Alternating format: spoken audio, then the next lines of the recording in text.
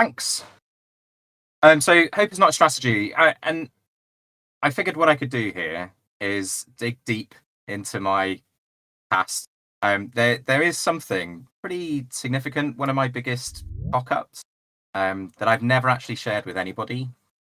I thought I'd share that with you here to emphasize why I think that this is actually such an important topic about not relying on hope. So a lifetime ago, at least it feels like a lifetime ago now, I was in the military, and I there was a time when we'd carried out a training exercise, which was about clearing a pretend house full of pretend insurgents, and we were armed, and it was a live firing exercise.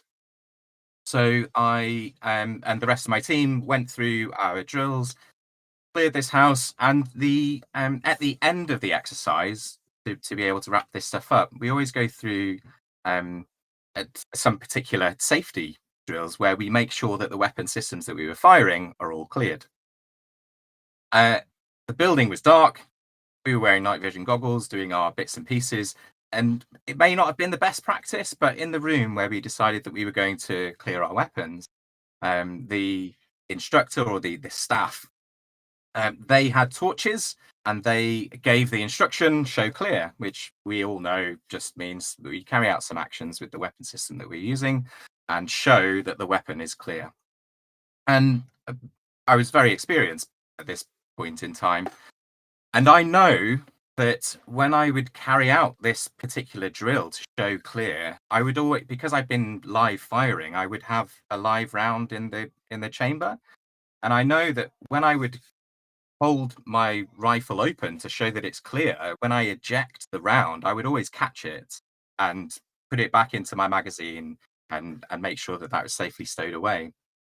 And this one particular time, I didn't actually the round that was being ejected. It's very important because it was dark. I didn't catch it. I didn't know where it was. And actually, I noticed that I didn't even hear it bounce off the floor, which is something that I probably would have expected to do. Um, so I realised I've been talking a lot with a slide sharing. I probably don't need to show you that. Can Hope it's not a strategy slide. can I just jump in? Sorry, James, as well. I'm getting Yeah. a bit of background noise. I think if people aren't talking, it probably would be a good idea to mute yourselves. I think I actually have some. I think you've muted yourself, James, but yeah, you do have power. You've got the crown.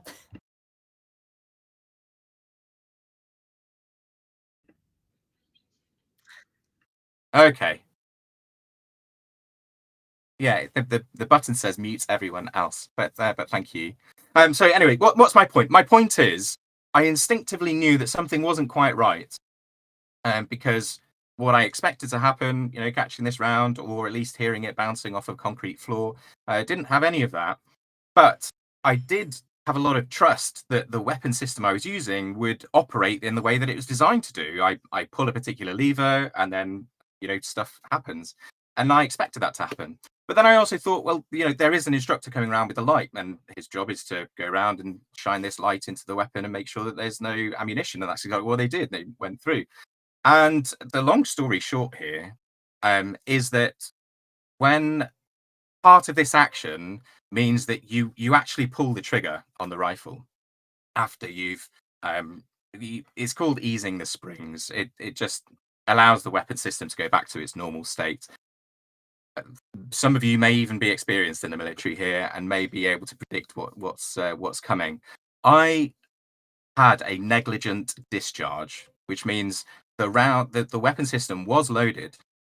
I essentially was hoping that the weapon had operated in the way it was supposed to, hoping that the what even though I instinctively knew that something wasn't quite right, I should have taken other steps. I should have stuck my finger into the rifle just to make sure that the round wasn't able to feel the round. I should have spoken to the instructor to say, hey, I didn't actually hear the round eject, so can we just make sure that we're checking this properly? But I didn't. I hoped that all was okay, and I ended up having a negligent discharge. Something I've never talked about, because actually that's a very serious issue for any soldier, regardless of how experienced they are. It's called a negligent discharge for a reason. I should not have relied on hope for something that I knew instinctively was wrong. And I should have done whatever I could to destroy that hope. So I'll go back to sharing my screen. What I mean by destroying hope is don't confuse hope for happiness or satisfaction. We hope for a lot of things in product development, and I think that we open ourselves up to issues when we do that. So my argument here is that destroying hope could actually be a good thing. And just out of interest, what kind of things? I mean, you can pop something in the chat if you like, or come off of mute. But what kind of things do you expect that we often hope for in the world of product delivery? That people deliver the thing they say they're going to deliver. Mm-hmm. I think personally it's the perceptions that you have, like everything works well. And I think people often, even I myself, I have felt in the trap, being a bit lazy and thinking about all the risk management. We don't think about risk management because we are lazy. We try to avoid those things. We think that, okay, it's working perfect, somebody has already checked it. Yeah, well, I mean, that's relevant to my example as well, isn't it? You know, I knew something and I was expecting somebody to check it, but, you know, the fault's not theirs, it's mine. And humans are lazy. You know, it might sound controversial to some, but we will often try and find the easy. I mean, our bodies do that. They try to find the easiest ways of doing things that we regularly do. Yeah, so I've got a few as well. And some of these were essentially called out. I've just summarized it as building the right thing. Are we actually building the right thing? Will people use it? Will we get a return on the investment for the thing that we're going to use? Are we actually going to build the right thing? And are we going to build the thing right? So, difference between those, building the thing right, we're talking about quality, compliance, usability. I've got a few more, like that people might feel invested in the products, and perhaps that might touch a little bit on the laziness as well. And people doing things that they're supposed to be doing, but in some way feeling invested.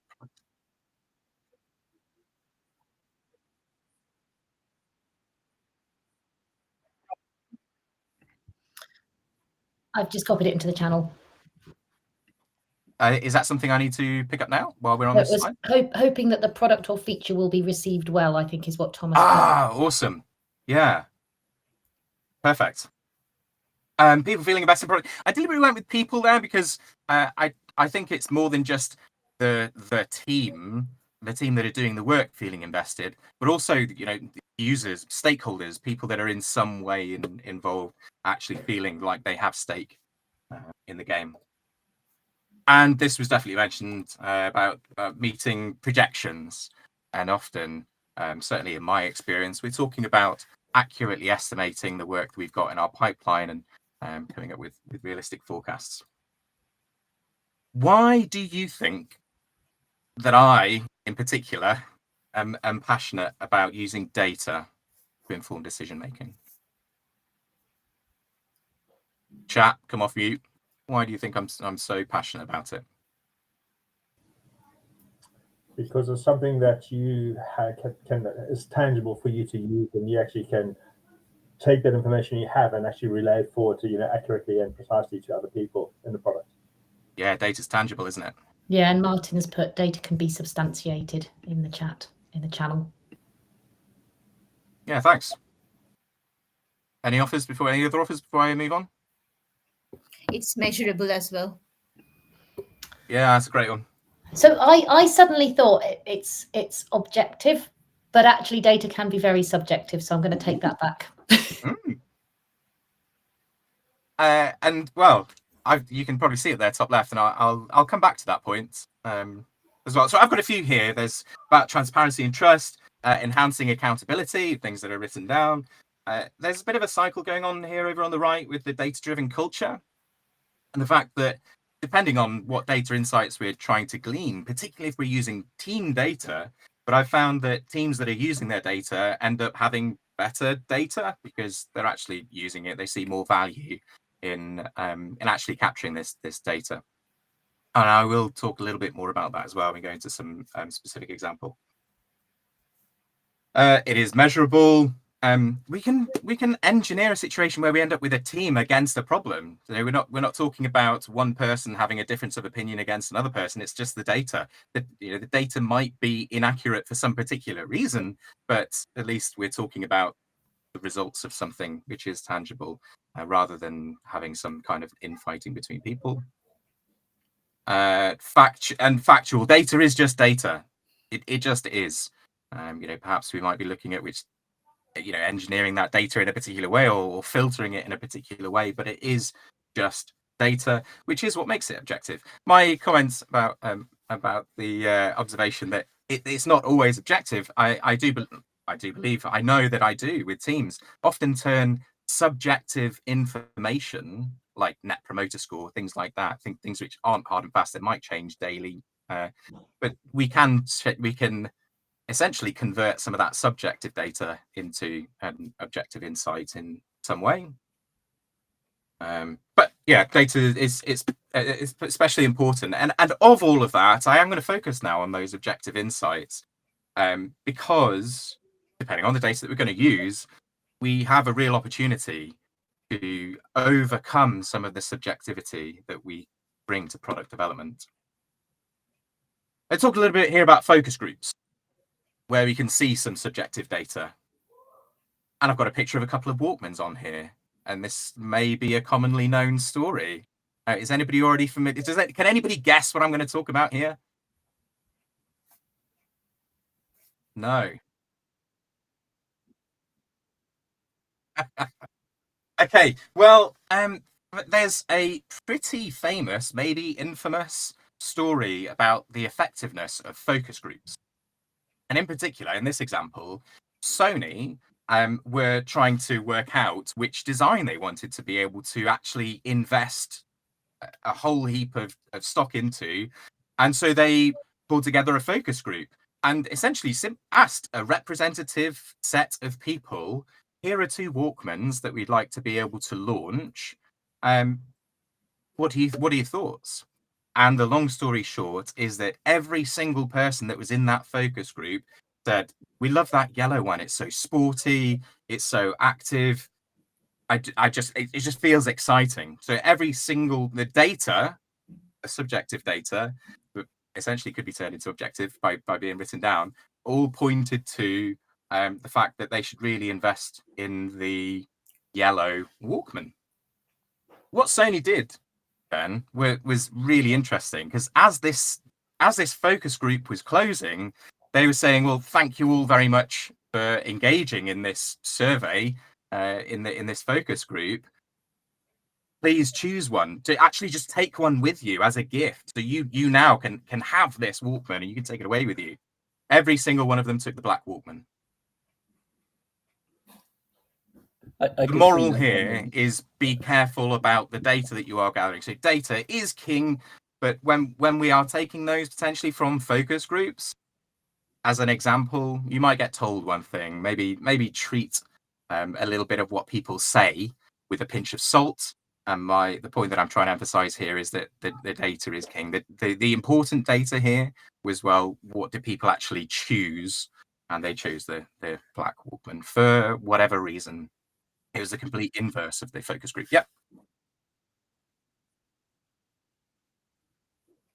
Oh no, I just said that I could see that coming a mile away. I sit and I listen to people make those kind of discussions in focus groups, and the whole person versus person is something I'm trying to handle at the moment. And so actually the whole data to manufacture a situation where it's team versus problem, that's really helpful. But like this is a great example of it, because there's designs being chosen. I'm just sat there thinking this really is not the right decision. But we've got the whole person versus person and the data, of a focus group saying one thing. And so it's really interesting just to hear actually just take one is a really interesting way of getting, if you like, 2 sets of data and getting right what are actually people going to actually do because what people say and what people do are never necessarily the same. Yeah, I really appreciate you sharing that, and I'd be interested to try and find out. Maybe not now. We can hang back later, and you could hopefully suggest ways that you might be able to test that out, because that's exactly what Sony did here. You know, they perhaps premeditated this, but they tested out the assumption that the focus group is valid with, you know, an actual experiment of which one you're going to take. Yeah, so we can develop these understandings, and the point is that we should be testing them out, get actual feedback, get some data. I've got another case study here. This one's about deliberate imperfection. So part of what I'll be talking about really is that we humans are overcome with so many cognitive biases. There are so many things that we deal with constantly, whether that's culturally, things that are just unique to each individual, but we are all impacted by cognitive biases. What you can see in this picture, these are different iterations of a particular nozzle. Has anybody heard of the Unilever testing problem? So Unilever had an issue where they make washing powder, and their factory up in Liverpool, their particular soap factory, ended up having a problem where a nozzle that was actually producing their product kept failing, kept clogging up and failing. And so what they did was they gathered together their brightest engineers, scientists, mathematicians, to be able to come up with a solution for their problem. And the upshot is that all of those brains, really clever people, months and months worth of effort to redesign and fix that problem was met with failure. There's a significant amount of investment that was made, where these people had got together and came up with intelligent reasons why they should have this new design, implemented that new design, and for whatever reason, the nozzle still failed. So what they chose to do is take a different approach, a bottom-up approach, where they chose to design in failure. And that might sound counterintuitive, but what they did was they deliberately, they just randomly designed and built small batches of nozzles. So it'd be a batch of about 10. And then they test those nozzles, and then the ones which worked best, they would then iterate on and produce another random set of variations based on that. 46 generations and iterations of these batches later, and something like close to 500 nozzles later that all went through different failures, they ended up with what was found to be the perfect design. And what was really odd about this is that when this was circled back with the design group that came up with the original fix, they had professed that never in a million years would they ever have come up with this, and they couldn't even understand why it is effective. But they deliberately design things to fail so that they could then learn from that and come up with some new experiments and go through their design, get their data and feedback. I just find it a very fascinating case study. I don't know if you've got any thoughts on that before I move on.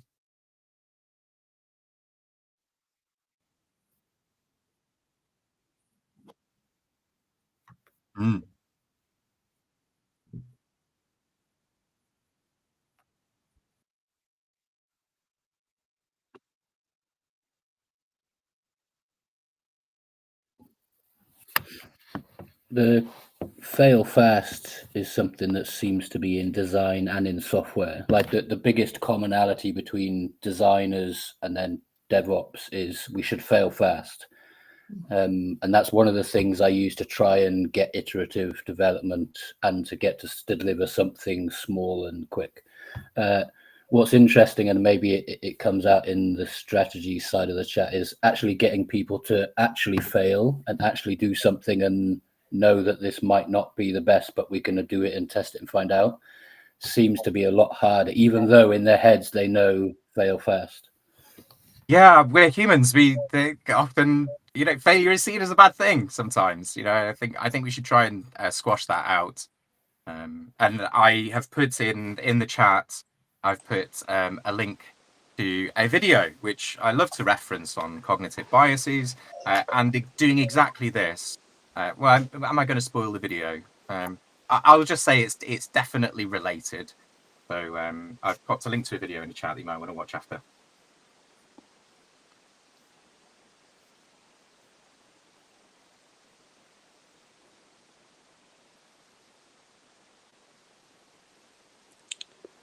I'm.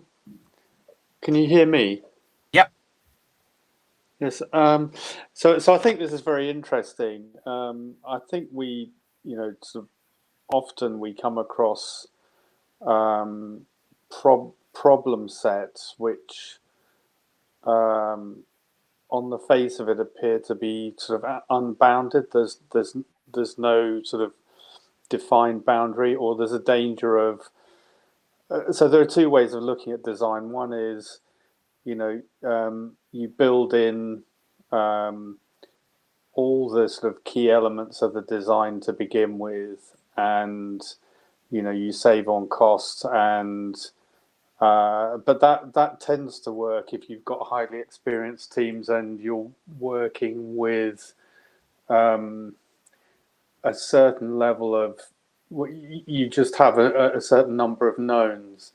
I think that there are, increasingly with new technology and emerging technologies, you do tend to sometimes, particularly when you're thinking about delivering an end-to-end solution, you are faced with quite a significant number of uncertainties. So this may be another way of actually sort of bringing a bounded sort of reality to that problem set.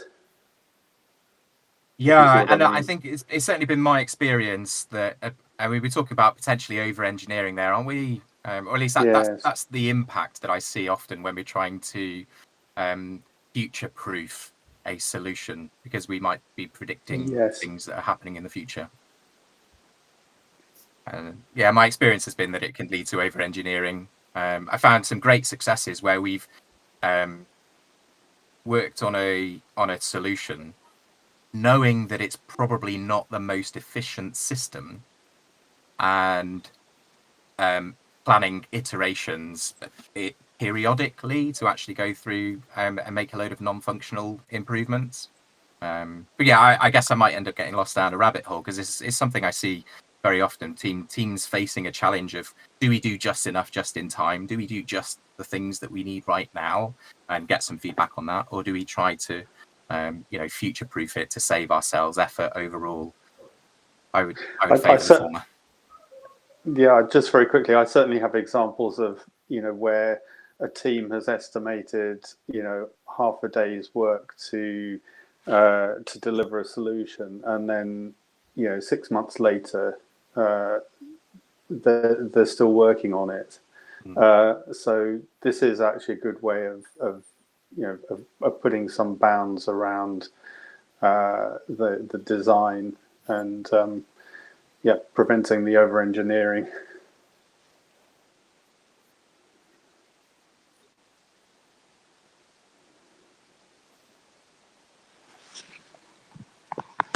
I think it might be your browser settings, maybe with I had some problems earlier as well with getting the mic, but I can see that comment actually, which is about, there are in some situations, fail fast is not an option. And I think. Can you hear me now, James? Oh yes. Yeah, you're right. I've not selected the right microphone. Yeah, thank you. Yeah, my point is that fail fast is something which seems to be sort of very common. It certainly, I mean, it's a thing that comes out of Silicon Valley. Fail fast and learn quick, which is great when you've thought through the implications. But when you are throwing a lot of effort into something, you've really got to be aware of the implications of that particular fail fast. If you're doing something which is innovative and you want to find out what's happening, great. But if you're dealing with an air traffic control system, I would suggest fail fast is the very worst thing you can do, because you just don't know what the unintended consequences might be. I think that's definitely an entirely fair point. I hope that we're not trying to do our testing in the production environment there. You know, Well, there are things we're trying to test out beforehand.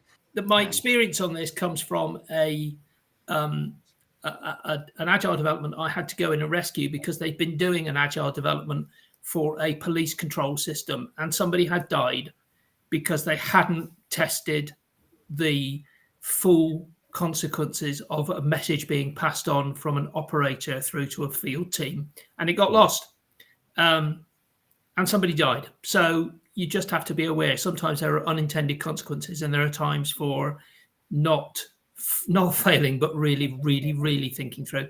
So I've now only used fail fast as even in words when I'm with innovative teams. When they're doing something innovative, they've thought through the risks and they've gone, yeah, it's worth the risk, and it's a risk assessment job. Yeah, I mean, well, I really appreciate the clear words of caution there about you know, risk and impact.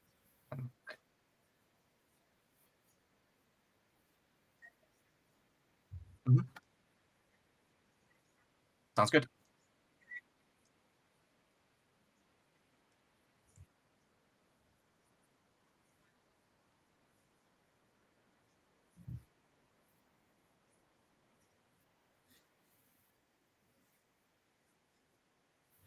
Yeah, excuse me, every time I hear the word failure, in my head says bollocks straight away. Then I count to 10 times before saying anything. Last year there was an awful lot, if you look, I don't know how much time you spend on LinkedIn, people actually saying failure is good. If we fail fast, we'll get to the end quicker, which made me want to bang my head on the desk. I had a very interesting conversation. It's actually on a live stream I did with a guy called Samuel West from the Museum of Failure. It's worth looking him up. There's some epic failures he's come across. But I asked him particularly about failure and failing companies, and the nub of what he said was failure isn't good. But the companies that failed totally weren't the companies that were failing. They were the companies that learned from their failures. The companies that failed were the ones who never entertained the idea of failure, so they had no mechanism of actually coping with it. So yeah, you've got to have a mechanism, a catching mechanism for it. But yeah, I would love to blow up all these people who actually say failure is good. Let's learn from it. Ideally, you don't want to fail, but if you do, I've dropped in the chat a bit of clickbait as well on Elon Musk's take on failure, but I will move on at least for now. We ignore words Elon, of caution Elon. all around, accepted and understood. Okay, so I showed you these post-its about things that we often hope for in product delivery, and actually the area that I'd like to focus on is things that are down in the bottom right-hand side about meeting projections. I just really wanted to be able to offer a tangible takeaway from all of this, rather than just you know, talking about other people's use cases and stuff. So, meeting projections, accurate estimates, realistic forecasts.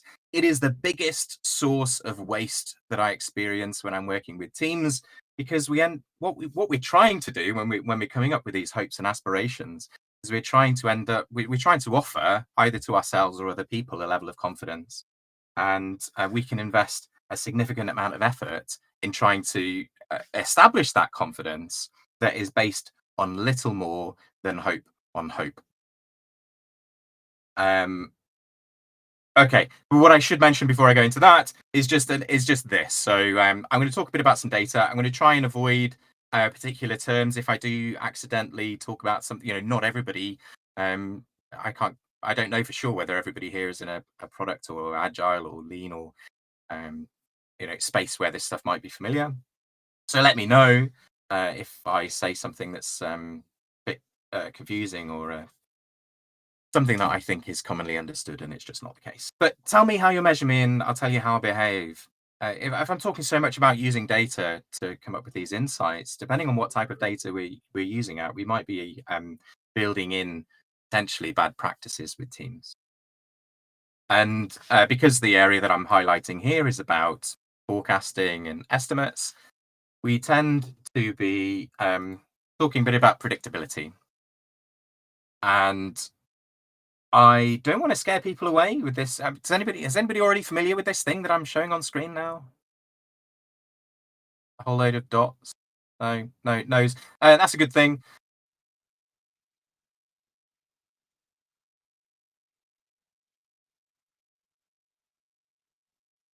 Okay, we try again. How's that? Cool. So my word of caution here, while I try to catch myself and not talking in too much detail about something like cycle time, because I don't want to get sidetracked with trying to expand on a load of these things. I'm just going to boil this down to as simply as I think it needs to be. So these dots that you can see on screen simply represent some completed work from a team. That's all they are. The higher up they are on your screen, the longer that particular work item took to complete. And what you can see left to right is just a timeline. So over on this far left-hand side, the data that we're looking at here completed in November 2022. And you get more recent over to the right. And I hope that that's straightforward, because I don't... there's some videos and things on LinkedIn that I've already made to try and make all this stuff really accessible. Why am I bringing it up? I'm bringing it up because what we're able to do is this system, this team that had completed this work, these dots, were going through a practice of estimating. They were using something called story points, which you may or may not be familiar with, but essentially what they would do is they would pick an arbitrary number that would indicate some sense of size or complexity or risk associated with the work that they were completing. And what I can do is I can color the things that they would say is at the very smaller end of the scale, one particular color. So I'll color that yellow. And what you can see now is all of the things which were sized as one story point, one thing, are now colored yellow. And you can see some up here, a cluster over here. And only highlighting two colors here, I'm also going to bring up the things which are at the larger end of the scale. I'll color those pink. And would they surprise you?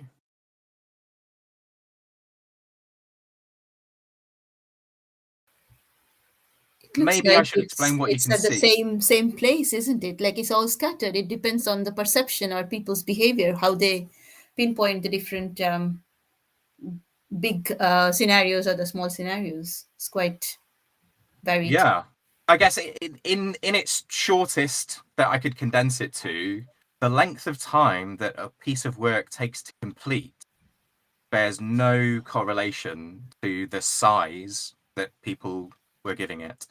So what's my point? Yeah, there's probably a couple of points here. One of them is when we're asking teams to estimate, we tend to be asking them to estimate the amount of effort it would take to complete a thing, which is entirely different to how long would it take to complete the thing. How long would it take to get something versus how much effort. And I think the thing that we care about most, particularly when we're talking with our customers are trying to understand how long it's going to take to get a return on their investment, or maybe that we simply want feedback, capture the data so that we don't have to hope that what we're doing is the right thing. We care much more about how long will it take to deliver the thing than we do how much effort is going into it.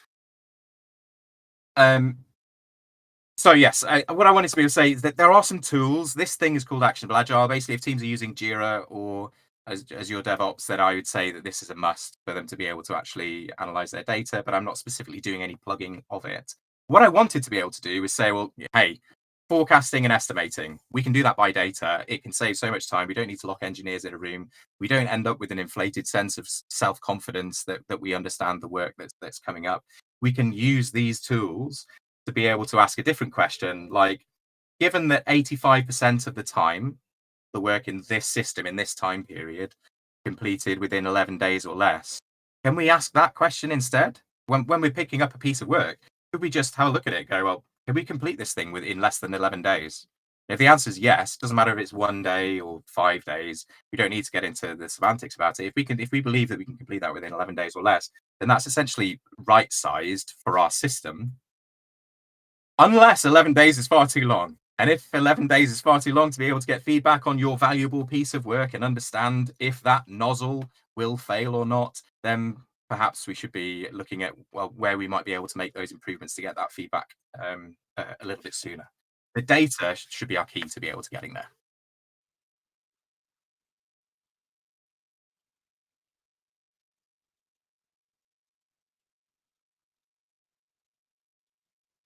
Mm.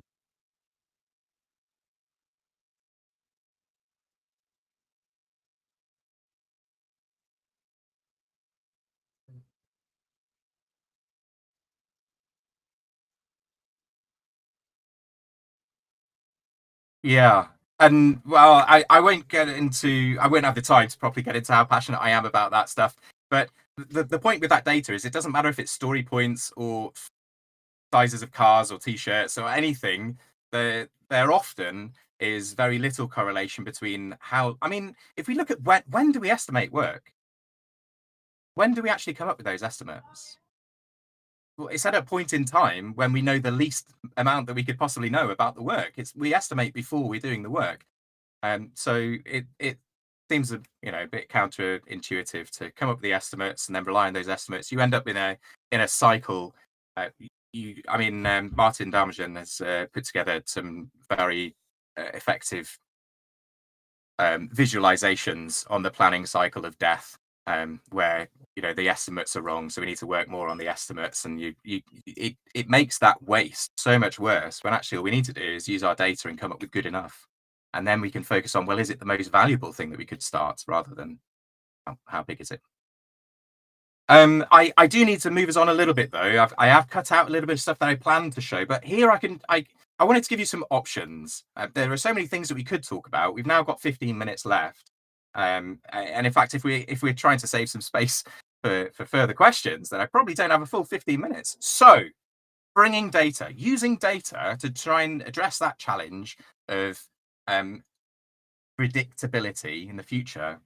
I'd be interested to know what you might like to hear a bit more about. So I gave 4 options to start with, which is it's just some common events that teams might go through, whether they're agile or not, perhaps synchronizing daily, coming up with some kind of a prediction of a sprint or a boundary, going through review cycles and getting feedback from stakeholders, or simply looking to continuously improve their system. That they are things that I could specifically go into some detail and show you some share some of my experiences of how we can use data to improve those kinds of events. And I'd really be interested to know what you would most like to talk about, whether that's a number in the chat. In fact, that's probably going to be the easiest way to do this. If you could just pop in. Does everybody have the chat up? If you don't have the chat, come off of mute and shout it and let me know. Got a vote for 4.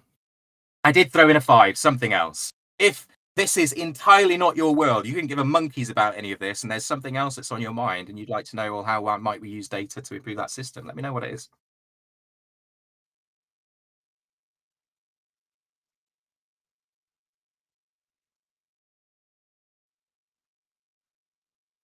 We're going for 4 and continuous improvement, are we? Yeah. Okay, that's good enough for now. So I will try to be as concise as possible.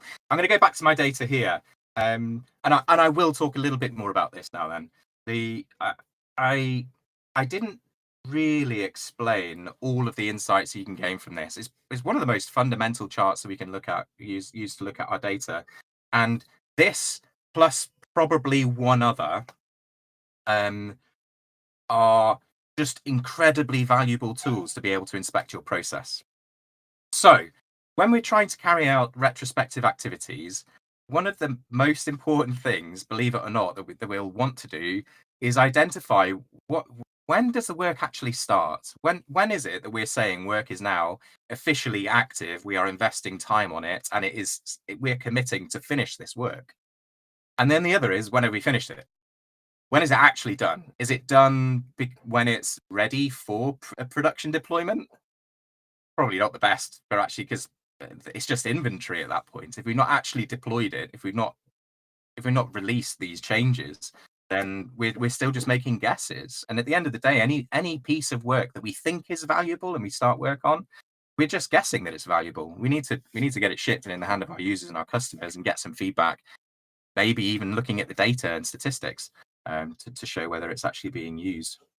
Which Walkmans are they taking? We need to actually, get it out there and get that feedback.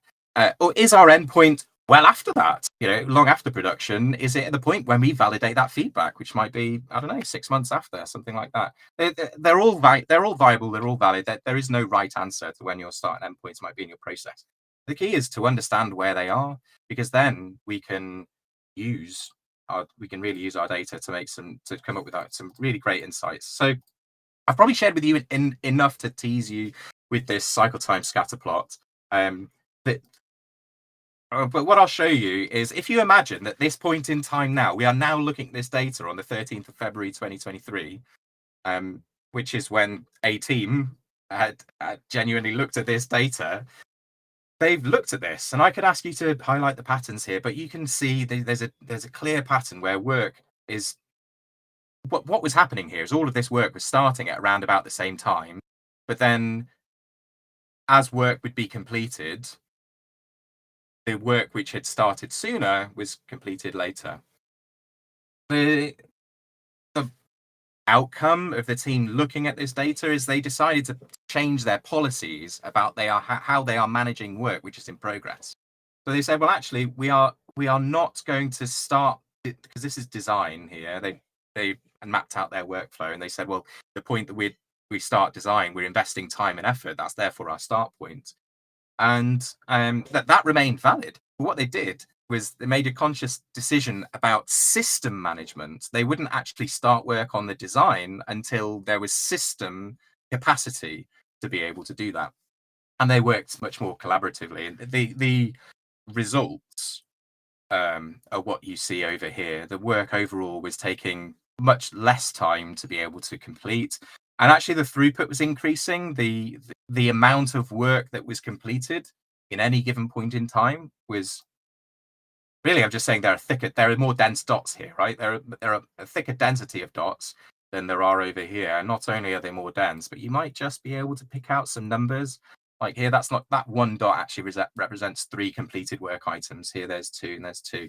So by simply putting into practice, by looking at this data, carrying out a retrospective and making changes to their system, they put in policies to say that they would have no more than N number of work items in their system at one point in time, and that they would work collaboratively to be able to get that work completed. The result is, yes, their system was more predictable and efficient, arguably effective. I'll tease you with one other one before I go into too much detail, because we got probably another 5 minutes of me talking. And that's this one, a cumulative flow diagram. Now, I wish I could filter this view a little bit differently, so it was a bit clearer at the tail end. But really, what I'm just trying to show here is, let me get rid of those.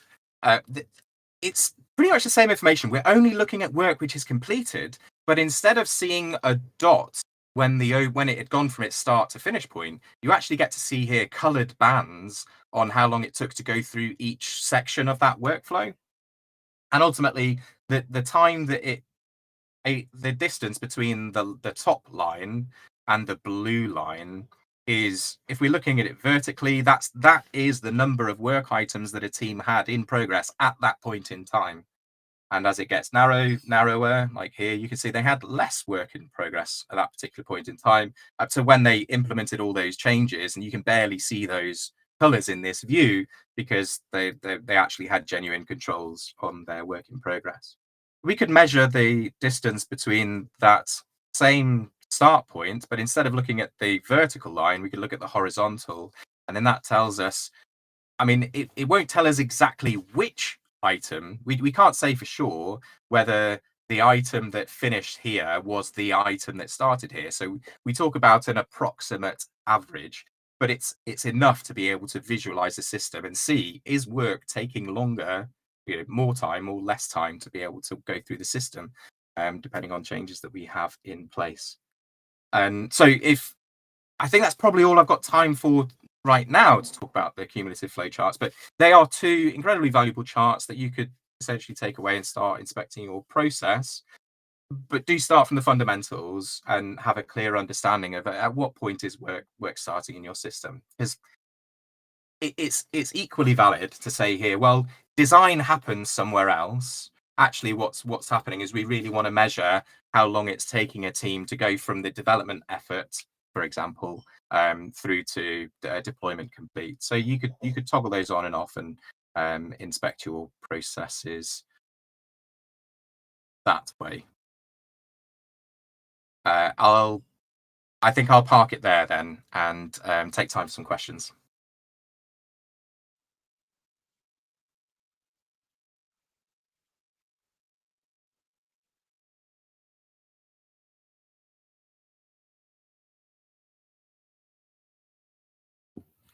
I don't really have a question. It's more an observation. There's probably questions from it. The challenge that I have come across when just doing projects in a team, whatever team that is that going from a place where there's no estimates, because estimates don't really work, to when do we start and stop work and bring in some kind of measurable and some kind of data analytics in a useful way, actually getting a team to actually frankly manage some kind of data capture in the first place, because they're so against estimating, or they just estimate and it's a bit wishy-washy. We don't have the tools to actually start measuring stuff. We're not going to put in the time to set a start time and an end time, so that we actually have that data. That challenge, I think, is where I'm at, because I can see how this could be really useful. And interestingly, I've sat and thought, where in my skill set is there gaps? And actually, the quantitative data of if something is successful or is working is really where I need to look at, okay, how do I work? So it's interesting to see it, but actually getting a team to do this themselves is, I think, the challenge that I see. Yeah, and you know what? Because I'm so passionate about this and using the data, I have to work to consciously avoid being like a single point of failure with looking at team data and trying to help the team. I'm not really talked about Kanban, but really I'm talking about Kanban here. You know, a practice, a strategy for improving the flow of value in a system. And you don't have Scrum Masters or Agile coaches necessarily with Kanban. I mean, you can, but you don't need to. So I try to help teams do it themselves. The point I want to make is, because something you said made me think that, well, maybe I wasn't very clear about the start and end points. You do not need to ask teams to come up with a projection of when something might be started and finished. The start and end points aren't about what's happening with a work item. It's just the process. If you was to, most people, I mean, do your teams use Jira? I mean, it's just a tool. It's just a workflow management tool, right? Yeah, it's almost all Jira. And actually, I have tried to get them to just have some kind of start and end date for when something will do. This isn't about dates. This is simply saying, is it when something is in, like a candidate, and you've essentially got a whole series of, so your work item will start at some point, and then it'll transition between these states before getting to done. All I'm simply saying with the start and end point is, if you define your start and you define your end, regardless of what they are, you don't need to forecast them. It's just there, and then all we're doing is we're measuring the activity between those 2 points. So yeah, you don't actually need to come up with this.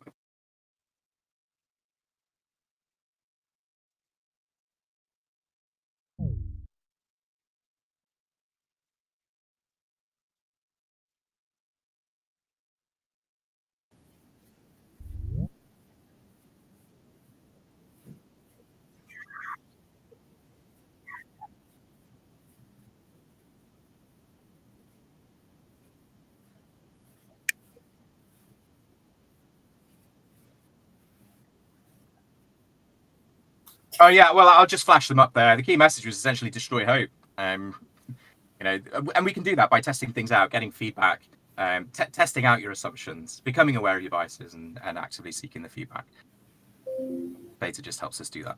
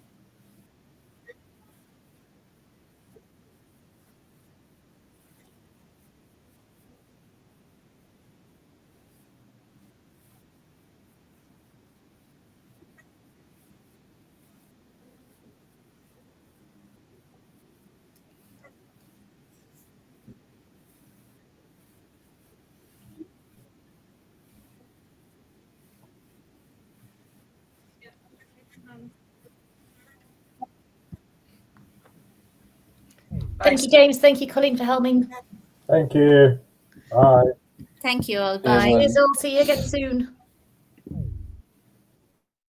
And I don't know if you are dropping. I just